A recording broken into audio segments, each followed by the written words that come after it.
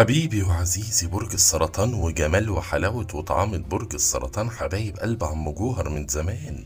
نقول بقى توقعات ونصايح وتحذيرات آخر 10 أيام في شهر إبريل نيسان، من يوم 21 ليوم 30، وبأمر الله يبقوا 10 حلوين ومميزين. يا 10 حلوين دول 10 أيام حلوين ومميزين، بس المهم تبقوا فيهم مركزين. أول حاجة تعملوها تركزوا في الفيديو ده، لأن في الأول هقول لكم كل جزئية في حياتكم أخبارها إيه في ال10 أيام، بعدين هقول لكم كل يوم من ال10 أيام توقعاته ونصايحه وتعبيراته. نبدأ على طول ونقول خلينا نبدأ كده البداية.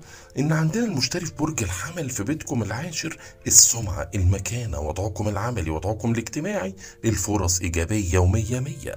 هنا عندكم قدرة على لفت الأنظار ليكم، تحصلوا على الاهتمام اللي انتوا عايزينه، تلاقوا انتوا بتتكلموا والكل بيسمعكم، تقدروا تثبتوا وجودكم، تحافظوا على مكانتكم في عملكم، في دراستكم، في عيلتكم، في عاطفتكم مع أي حد في دايرتكم. عندكم قدرة ان انتوا تدافعوا عن موقفكم، تبرروا تصرفاتكم، بس مهم تاخدوا بالكم من تصرفاتكم. فرص إيجابية للي عنده امتحان، اختبار، مقابلة، لقاء، أي أمر حساس في أي حاجة في حياته، اللي بيدور على عمل، بيغير عمل، بيثبت نفسه في عمل. المهم في كل ده دايما تبقوا مستعدين، تبعدوا عن الشبهات وتمشوا على النظام والتعليمات وتركزوا في التصرفات. عندكم القدرة كبيرة جدا ان انتوا تثبتوا حسن الظن فيكم، ان انتوا تحافظوا على النظرة الإيجابية ليكم في عيلتكم، في أي حد في دايرتكم، بس المهم تعملوا اللي عليكم. فرص موجودة، أي فرصة تجيلكوا استغلوها. وارد تتعرضوا لموقف بايخ، عدوه وهتلاقوا من وراه حاجة إيجابية ورب ضارات نافعة.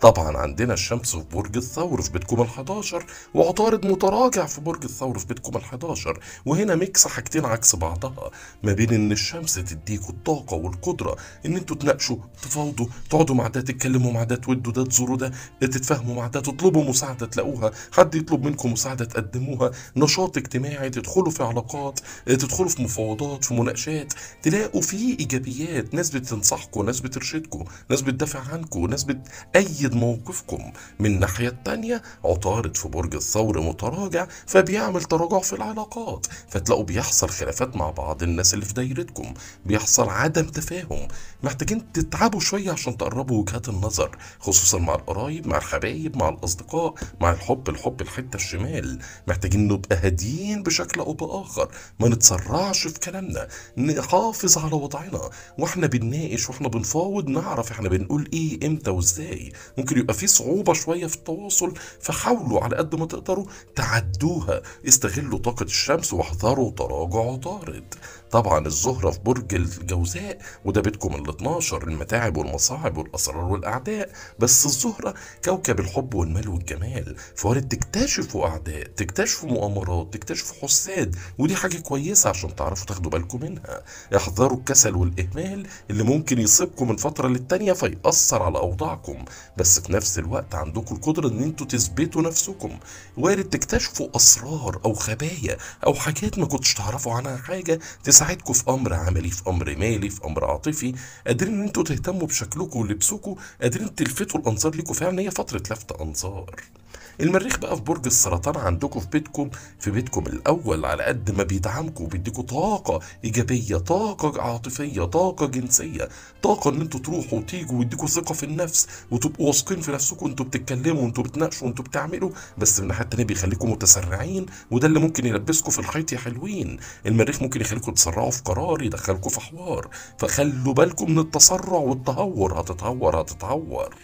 طبعا عندنا بلوتو في برج الدلو في بيتكم الثامن، يعني وارد يبقى في تغيير ايجابي يغير حياتكم، الله اعلم، بس التغيير وارد في امر مالي بينكم انتوا وطرف تاني، تستردوا فلوس بقالكم فتره عايزين تستردوها، تسددوا فلوس عليكم كانت تعباكم او مضايقاكم، ان انتوا تخلصوا من امر قانوني او حكومي او قضائي كان عامل هيدك في راسكم، فتقدروا تستغلوا الفتره ديت وتستفيدوا في الامور دي. في نفس الوقت الطاقه الجنسيه حلوه ومية مية. طبعا زحل في برج الحوت، فخدوا بالكم يا حلوين، ممكن تلاقوا تأخير في أمر انتوا مستنيين، ومكالمة مستنينها تتأخر، رد مستنيينه يتأخر، سفر مستنيينه يتأخر، وارد كل ده، بس التأخير ده محتاج عدم استسلام، هتستسلموا هتزعلوا وتجيبوا ناس تزعل معاكم، هتحاولوا مرة واتنين وتلاتة، أكيد ربنا هيكرمكم آخر كرم. الأمور العاطفية هي فيها طاقة، فيها فرص، فيها احتمالات، بس محتاجة تركيز، ونحذر السلبيات، نحذر الخلافات، والتسرع في الكلام اللي يضايق حد مننا. كده تقريبا قلنا كل جزئية، نيجي لكل يوم من الأيام بالتفصيل. يا سرطان يا جميل انت يا جميل. والبداية بيوم الجمعة 21 إبريل نيسان، والقمر في برج الثور في بيتكم ال11. بداية حلوة فيها زيارات، فيها مقابلات، فيها قعدات، فيها تفاهمات، فيها نقاشات، فيها مساعدات، فيها تواصل مع الآخرين. تلاقوا ناس في محيطكم، ناس بتساعدكم حتى لو ناس ما تعرفوهاش. وارد يبقى فيها بقى واتسابات، ايميلات، مكالمات، تويترات، فيسبوكات، حركات، المهم تواصل مع اطراف تانية في حياتكم.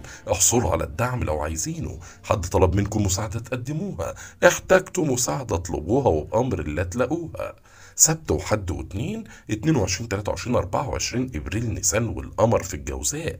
3 ايام خدوا بالكم فيهم، لان الجوزاء بتكم ال12 متاعب، مصاعب، اسرار، اعداء، كسل، اهمال. خدوا بالكم من عملكم، خدوا بالكم من صحتكم، بلاش قرارات، بلاش بدايات، بلاش خطوات.